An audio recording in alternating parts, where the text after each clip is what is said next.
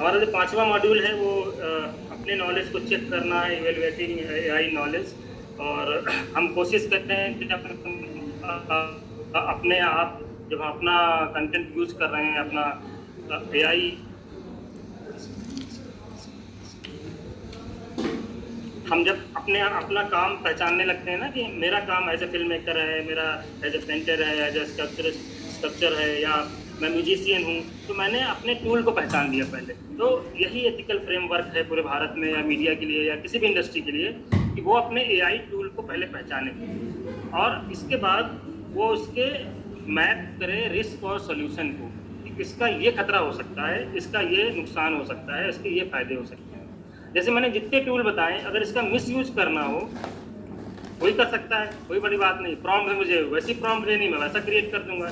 जैसे पीपीटी वाला था या फोटो जनरेट के लिए मुझे करना है तो मैं उस तरीके का बना सकता हूँ। और इससे बचने का तरीका यही है कि आप इंटीग्रेट करिए अपने एआई गाइडलाइंस को अपनी इंटरनल पॉलिसीज़ में, अपने एडिटोरियल पॉलिसीज़ में, अपने क्लास में, अपने इंस्टीट्यूट में, और जहाँ पर भी आप काम करते हैं कि मैं इस एआई टूल का इस्तेमाल सिर्फ इसलिए करूँगा, इस सहयोग के लिए करूँगा, मैं इसका मिसयूज नहीं करूँगा। क्योंकि टेक्नोलॉजी के आने के बाद जिम्मेदारी आपकी है, किसी और की नहीं है। जिम्मेदार लोग तो हम हैं, दूसरा व्यक्ति नहीं है।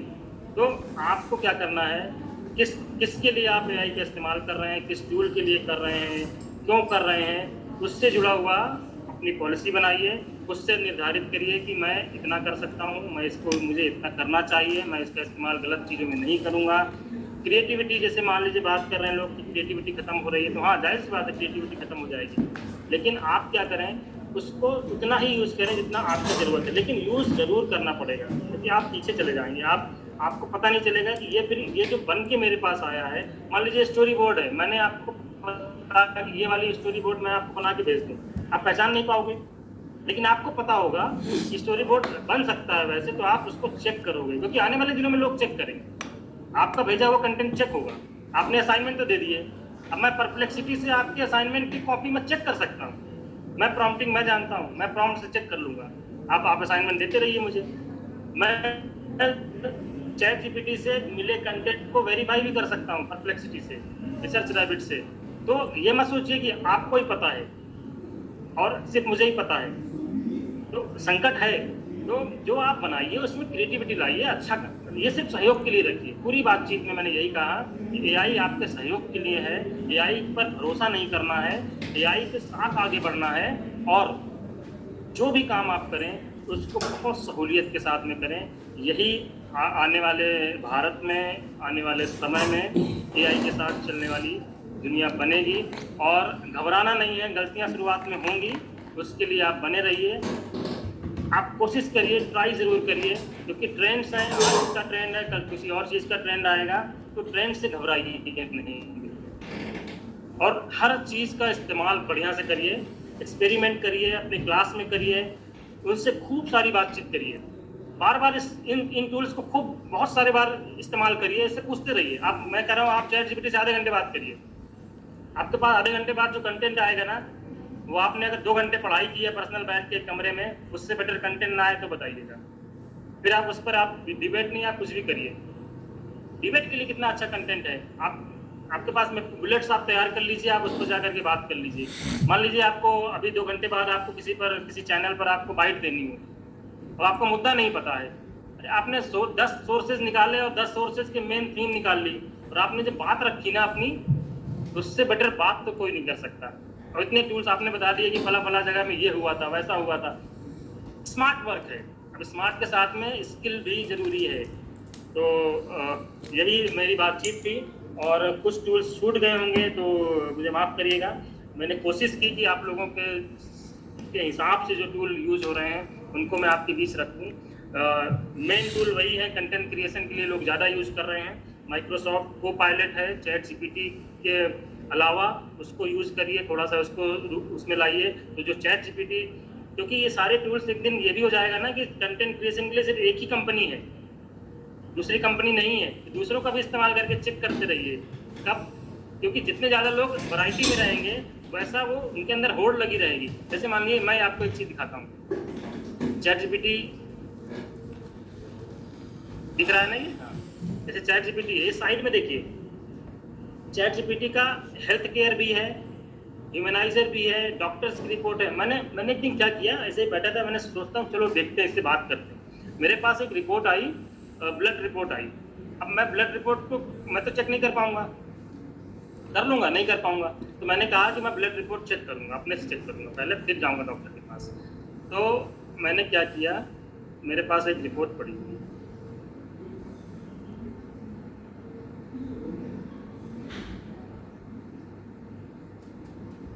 ये ब्लड टेस्ट की रिपोर्ट है।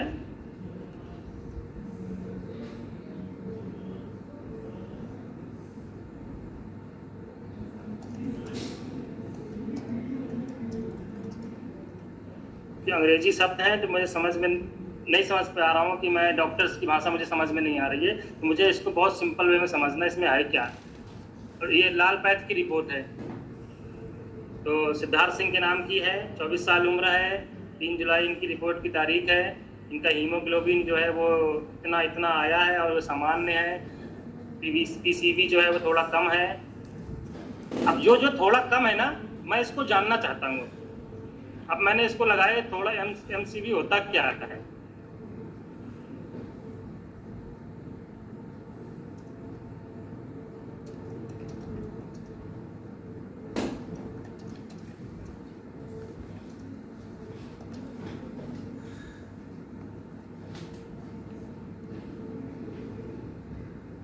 समझ लीजिए क्या होता है, डॉक्टर आपको उल्लू तो नहीं बना पाएगा, आपसे बात तो करेगा थोड़ी देर कि ऐसा क्या हो गया है, ऐसा क्या है।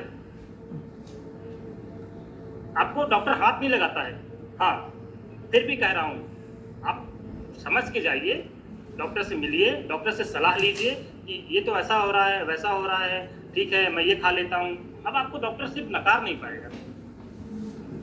क्लियर है? तो थैंक यू सो मच, आप सबने मुझे सुना और उम्मीद है कि मेरी बात आपको समझ में भी आई होगी। मैं आपके सवालों का भी जवाब देने के लिए रेडी हूँ, आप अपने सवाल मुझसे पूछ सकते हैं। जो टूल्स मैंने बताए हैं वो टूल्स आप यूज़ करिए, और आपको भी जो टूल समझ में आते हैं उनको भी यूज़ करिए। ऐसा नहीं है कि सिर्फ यही टूल्स हैं, बहुत सारे टूल्स अलग से भी हैं, उनको भी यूज़ करिए। इनमें जो कमियाँ हैं, खामियाँ हैं, उनको डिस्कस करिए। जब तक आप इसको यूज़ में नहीं लाएंगे तब तक हो पाना बड़ा मुश्किल है। तो इनका इस्तेमाल करिए, आपके सवालों के जवाब देने के लिए मैं रेडी हूँ।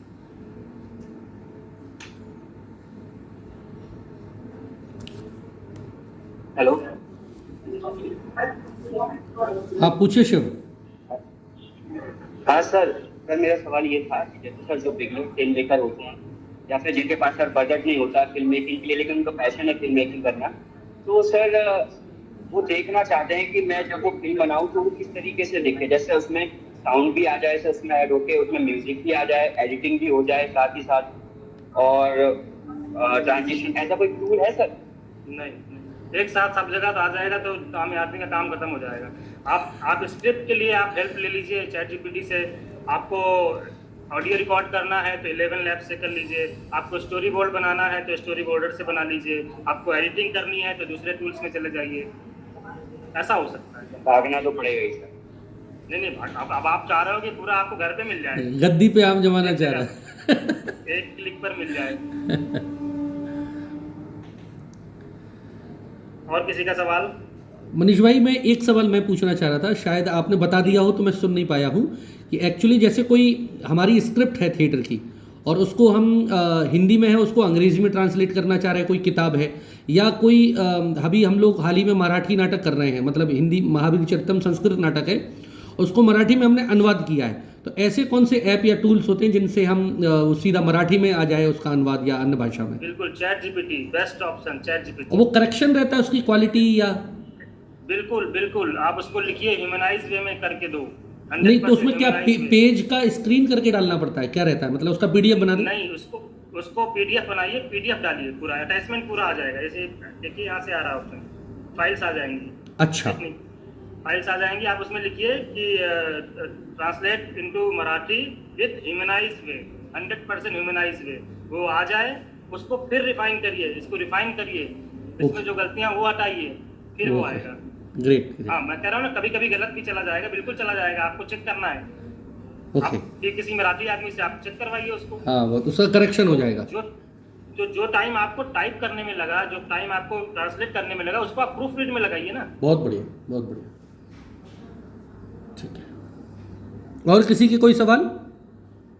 सर यस, मेरा क्वेश्चन है, आपने जो स्टोरी बोर्डिंग का बताया हमें, हाँ। जैसे जो भी हम प्रॉम्प्ट डालेंगे वो स्टोरी बोर्डिंग क्रिएट करके देगा। ये हो सकता है उसका सीन वगैरह ना वो इतना आइडेंटिफाई कर पा रहा हो, बट हमें जो उसकी विजुअल्स है वो दे देगा, स्टोरी लाइन फ्रेम कर देगा। तो क्या वो अलग अलग तरीके से स्टोरी फ्रेम करके दे सकता है या केवल लाइन वे में देगा? नहीं, अब इस पे ऑप्शंस है। वो जैसे मैं दिखाता हूं। आपने क्या मांगा है उससे, जिस फॉर्मेट में आपने सीन रखे हैं वैसा फॉर्मेट बना के देगा। अच्छा, मतलब जैसे हो सकता है हमने कुछ विद जैसे मैंने वन इसे- कलर टोन, जैसे अभी जैसे ब्लैक मान एंड लीजिए- व्हाइट में आ रहा है। इसको आप कलर कर सकते हैं ना। आप अपना इसको जाइए, एडिट करिए, आप कलर भरना चाहते हैं आप कलर भरिए खुद से। कलर भरिए, कुछ डिलीट करना है डिलीट करिए। ये जैसे मान लीजिए ये अच्छा नहीं लग रहा था, ये मुझे ये बादल नहीं चाहिए, उस दिन सूरज उग रहा है, ओके तो ये मैंने डिलीट दिख रहा, डिलीट दिख रहा। हाँ सर, दिख रहा है सर। तो करिए ना, थोड़ी मेहनत इसमें करनी पड़ेगी। Fine sir. मतलब ये परचेजेबल है सर, कैसा है ये? परचेज अभी करना तो फ्री, पड़ेगा? मतलब परचेज करना पड़ेगा, लेकिन ये इतना काम फ्री में हो गया अभी। अच्छा सोचिए, जब ये इतना काम ये फ्री में कर रहा है तो इसका फुल एक्सेस, जाहिर सी बात है कोई कंपनी करेगी तो अच्छा ही करेगी। अच्छा है, थैंक यू सर। बार बार यही सवाल आ रहा है कि प्रॉम्प्ट लिखने के लिए कोई एग्जैक्ट फॉर्मेट है या कोई कीवर्ड।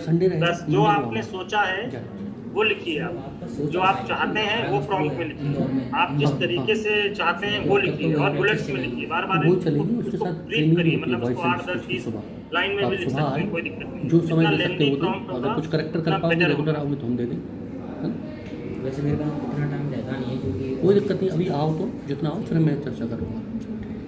हाँ, ये और लिख मुझे रहे हो कि वीडियो जरूर भेज ये देना। सुमित लिख रहे हैं, सर मैं लिखता हूँ पर बहुत ज़्यादा समझना पड़ता है। इससे अच्छा तो ये है कि एक बुक पढ़ लो। एक बुक पढ़ लोगे आप उस टाइम पे वो 4 बुक का कंटेंट आपको दे देगा।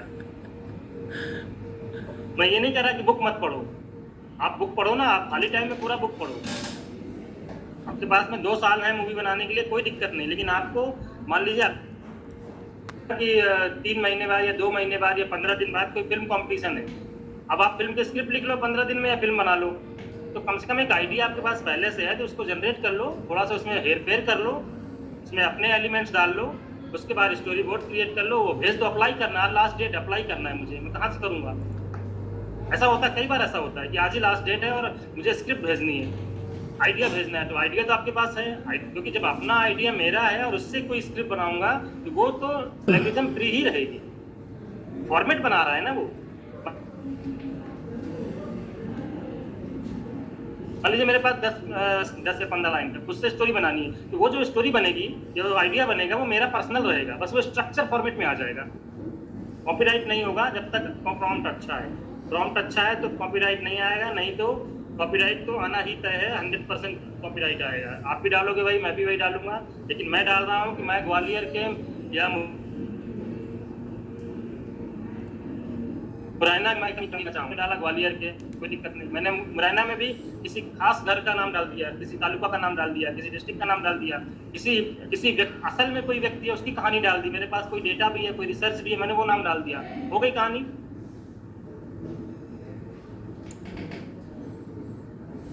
ठीक है, और कोई सवाल? सर मेरा एक सवाल है। जी जी।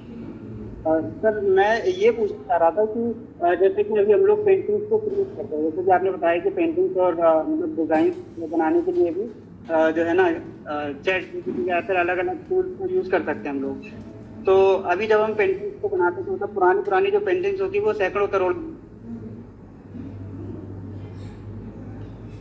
मेरा सवाल ये है कि जब हम कोई भी मतलब एक टूल से जब पेंटिंग्स को क्रिएट करेंगे, ऐसा कोई भी मतलब क्रिएटिव को हम जब क्रिएट करेंगे एआई से, तो क्या उसका मूल्य वैसा ही रहेगा या फिर उसके मूल्य में भी परिवर्तन होगा या फिर उसकी वैल्यू गिर जाएगी?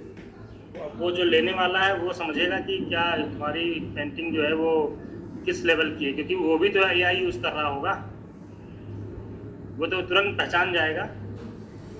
और जो लोग नहीं पहचान पा रहे हैं वो जैसे 79-80% की मैंने बात की, वो लोग इतना लोग यूज़ कर रहे हैं, तो इसका मतलब है 20% लोग बचे हुए हैं। उनको तो बनाया जाता, उनके लिए तो मूल्य आपका ज़्यादा होगा, लेकिन जो लोग यूज़ करते हैं उनके लिए वो मूल्य वो समझ रहे हैं कि ये ऐसा बनाया हुआ उनको है, खाली है। तो उसको वो वेरीफाई किसके लिए थे करेगा, वो? चेक करेगा, किसके फिर लिए? लगेगा कि हाँ इसमें मेहनत है तो देगा आपको, ऐसा नहीं है। किसके लिए थे? सर मेहनत के ज़्यादा क्या होता है ना सर कि आर्ट फील्ड के अंदर में ना उस पर्टिकुलर आर्टिस्ट का ब्रांड या फिर उस पर्टिकुलर जो काम है उसका वैल्यू की बात की जाती है, या तो आर्टिस्ट का वैल्यू, उसका ब्रांड, या फिर उस काम की वैल्यू, है ना, या उससे मैसेज क्या कन्वे हो रहा है। तो ये चीज़ है। दूसरी चीज़ ये कि जब हम बात कर रहे हैं, जब हम किसी भी ऐसी टेक्नोलॉजी की बात करें जो कि ना मेजर लेवल पे मतलब जाएगी, तो मेजोरिटी की भी बात करेंगे। जैसे फोन आज भी बहुत सारे लोग नहीं चलाते, लेकिन तब भी जो है मतलब फोन तो हम मेजोरिटी की बात करेंगे जब हम करते हैं। तो मेरा ये तो मानना है कि वही कि जैसे मैं एक स्कल्पचर हूँ, अगर मैं स्कल्पचर को कह रहता हूँ कि मतलब बनाना ही पड़ेगा, या फिर आप उसको 3D स्कैन कर सकते हैं, बिल्कुल है ना। लेकिन जैसे पेंटिंग के बारे में आपने बताया, तो क्या मतलब उसका कीमत में मतलब फर्क आएगा? जैसे कोई स्कल्पचर आप बना रहे हैं तो वो हाथ से बनने वाली चीज़ का तो कोई तोड़ नहीं है, लेकिन एक आइडिया जो मान लो कोई स्वीडन में कोई आदमी बैठा है, वो कोई स्कल्पचर बना रहा है, उसका आइडिया आपको लेना है। सर मैं आपको अगर एक खरीदार के रूप में मानूं, मतलब अगर आप मेरी बनाई हुई किसी पेंटिंग को या फिर मेरे बनाई हुई किसी आर्ट को आप खरीदना चाहते हैं, है ना, अगर आप मतलब मेरी एग्जीबिशन घूम रहे और आपको कोई चीज़ खरीदना है, लेकिन आपको ये पता है, देख के समझ आ रहा है कि ये AI से बनाई हुई पेंटिंग है, लेकिन उसकी कीमत मैंने जो है 50 करोड़ रखी हुई है, तो क्या सर आप उसे खरीदने में इंटरेस्टेड होंगे? आप, ये मैं थोड़ा सिंप्लीफाई कर रहा हूँ अपने सवाल को। समझ गया मैं, लेकिन अब ये डिपेंड करेगा कि कौन पर्सन है और उसकी आर्ट में क्या क्या परख है उसकी, क्योंकि जो 50 करोड़ रुपए आर्ट में खर्च करेगा ना, तो वो इतना भी पागल नहीं होगा, वो जानता नहीं होगा, उसको उसकी बारीक चीज़ें पता होंगी।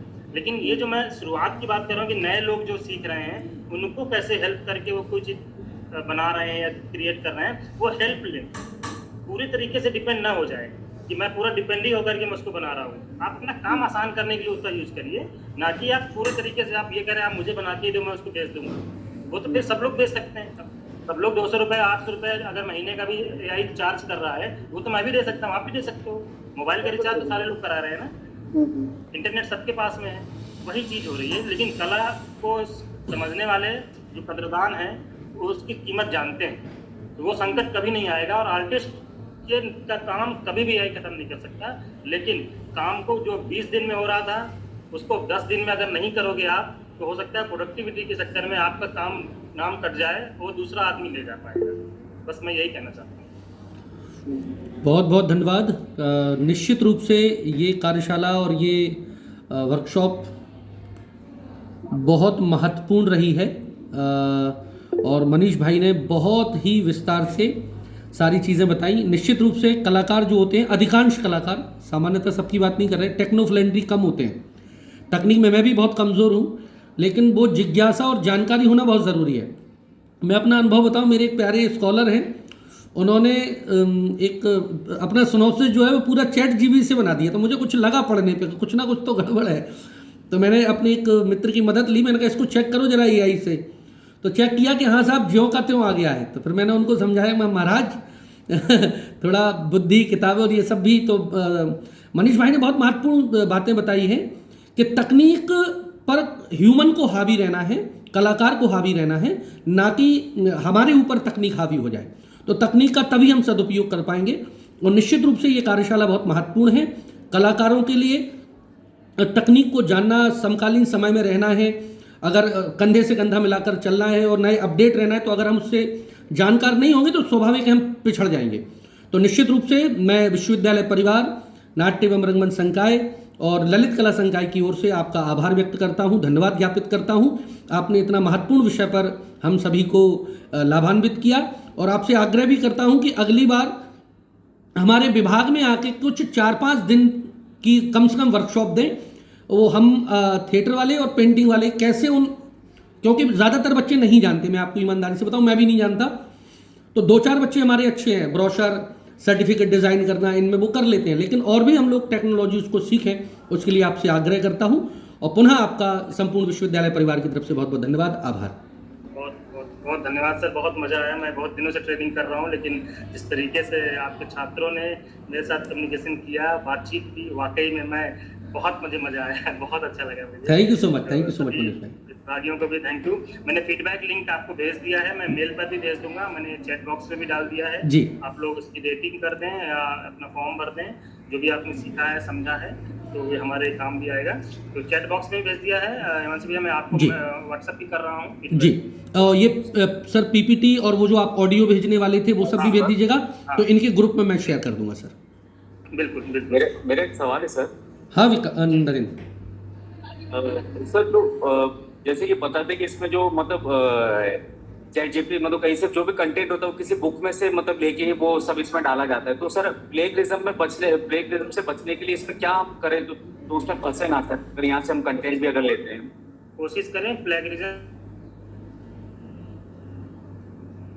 मतलब उसमें लिखें भी कि प्लेगरिज्म फ्री करें, वो कंटेंट जब आ जाए